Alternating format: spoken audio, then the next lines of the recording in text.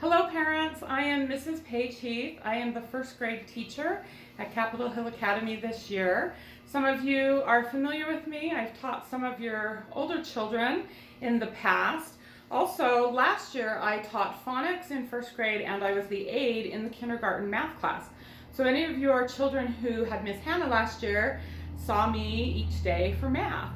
So I do know a little bit about your children and I'm excited to get to know them better and to spend more time teaching them in first grade. We're going to have a really great year and a lot of fun together. Another nice thing this year is we only have 8 students in our classroom, so it gives us the opportunity to really do a lot and to focus on each child and where they're at and the things that they need to improve upon. I love first grade because they make such huge progress from the beginning of the year to the end of the year. I'm always surprised when I end out a year and then come back to start the next year how much those students at the end of the year were doing and how much they knew. I didn't have to read the instructions on their math paper and phonics paper because they could read, and then we start a new year and the students, some of them can't read, some of them can, some of them struggle with their handwriting, and they just grow a lot in first grade. So it's really fun and exciting to see how much they can do by the end of the year. Kindergarten is different from first grade. In first grade, they'll be sitting at a desk, and each desk has its own little compartment to hold all of their supplies and things. And they'll be doing a lot more sitting at a desk, but we also have a second classroom, so I've purchased little cushions to social distance. They can go in, we'll go into the second classroom for science and some other projects, and they'll be able to sit and maybe stretch their legs a little bit as they are still very young.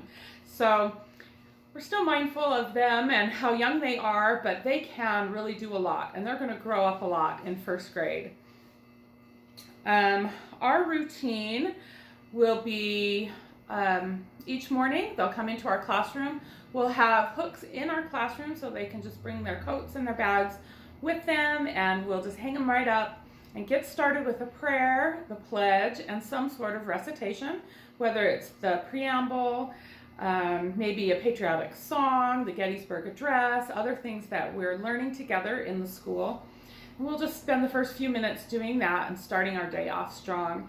Then we will move into the first half of our phonics lesson, and phonics is fabulous. It helps your kids with spelling and reading and understanding the rules of the English language and how it really works.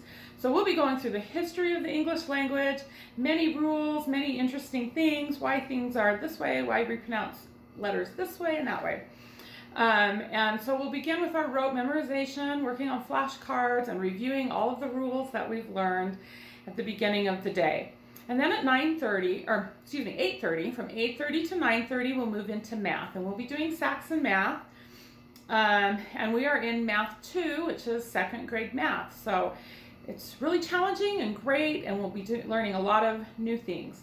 One thing that they really need to focus on are their math facts, and we'll be doing flashcards and memorizing and mastering those facts throughout the year.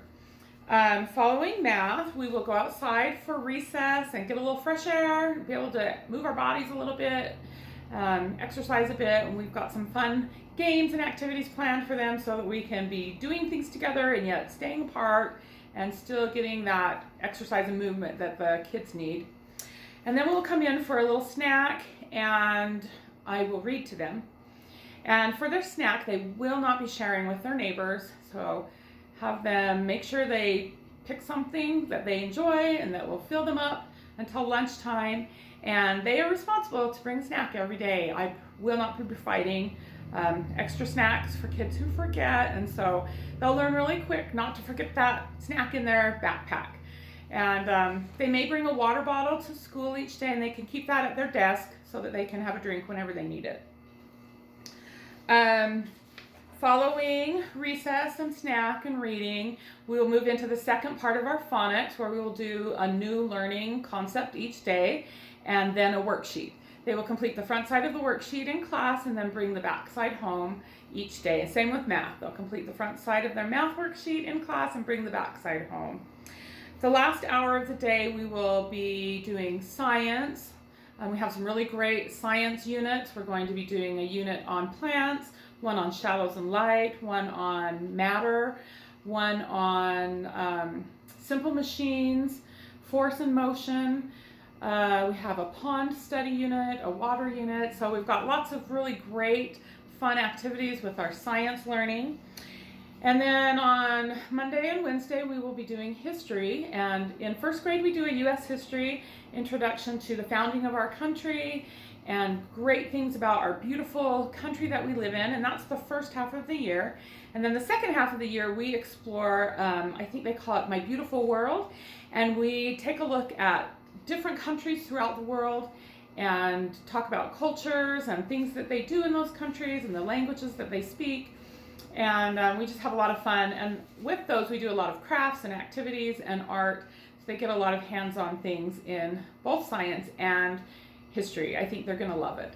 We also spend some time with geography. They'll be learning the 50 states, and they'll also learn continents and oceans in our world and a few other geography concepts. So they really enjoy memorizing the states and learning the song and talking about where they live and where they have been. And so geography is also a lot of fun.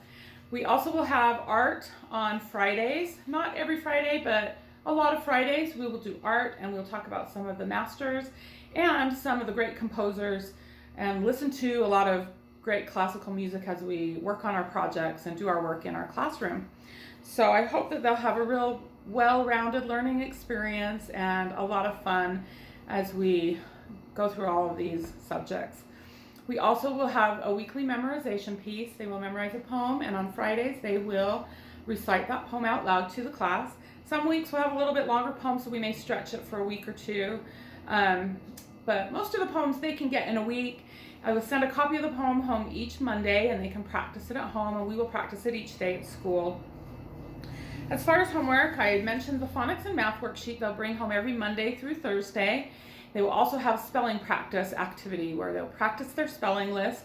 And on Friday, we'll have an assessment for phonics, math, and a spelling test, and we'll pass off our poem that we've been memorizing. So Friday's kind of that big wrap up what we've been doing during the week. Some weeks when we have a Monday off for President's Day or a few days for Thanksgiving or whatever it might be where we have a short week, those weeks they probably won't have a poem, and we may miss a phonics or a math worksheet in those days too. So if they say, I don't have homework, they probably don't.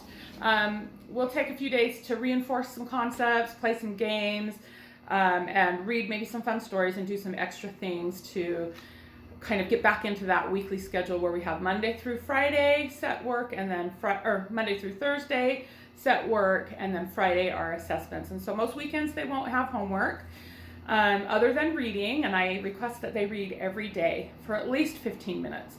And with our phonics curriculum, they will bring home some little readers sometimes, not every week. But when they bring those little paper readers home, they need to read those at least twice to you. And they go over some of the concepts and things that we've been learning in our phonics units. And if they're unable to read a word, tell them to code it. They'll put the little markings on that tell them what the letters say, and they should be able to mark their words and then sound them out and read them correctly. So we'll work on that and practice that throughout the year. Let's see, we will also work on handwriting and different writing assignments, especially in the second half of the year.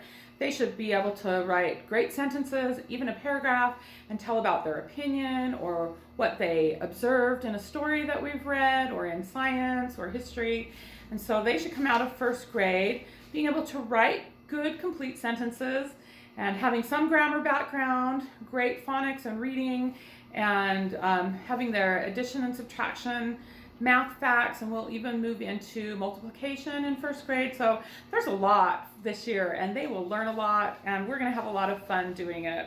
So you kind of got an idea about the routine in our classroom. At the end of the day, we'll pack up and dismiss as however Mrs. Millard said it was going to be done, one class at a time, practicing our distancing and being careful about one another's health.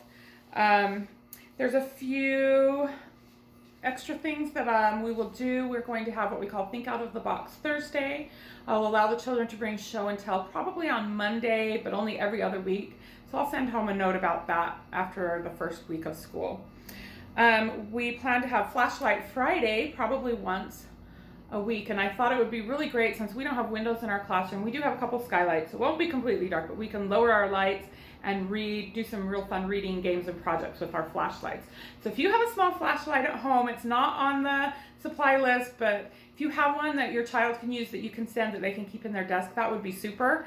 And if not, it's okay. I'm going to try to round up a few extras as well. So we're going to have some fun activities and reading together in class as a group and exploring lots of stories.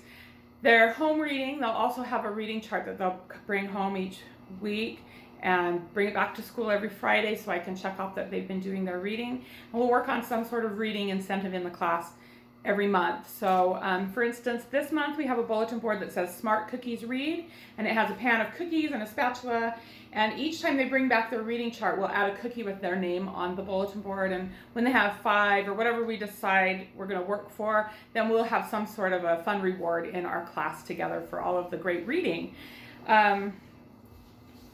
Let's see, I think that's mostly what I have to share with you.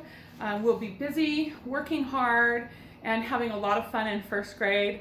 I look forward to getting to know your students. We don't have a lot of rules in my classroom, but the rules are to show kindness and respect. And so if students are being kind and respecting one another, we won't have any problems this year, and I think we can all do it.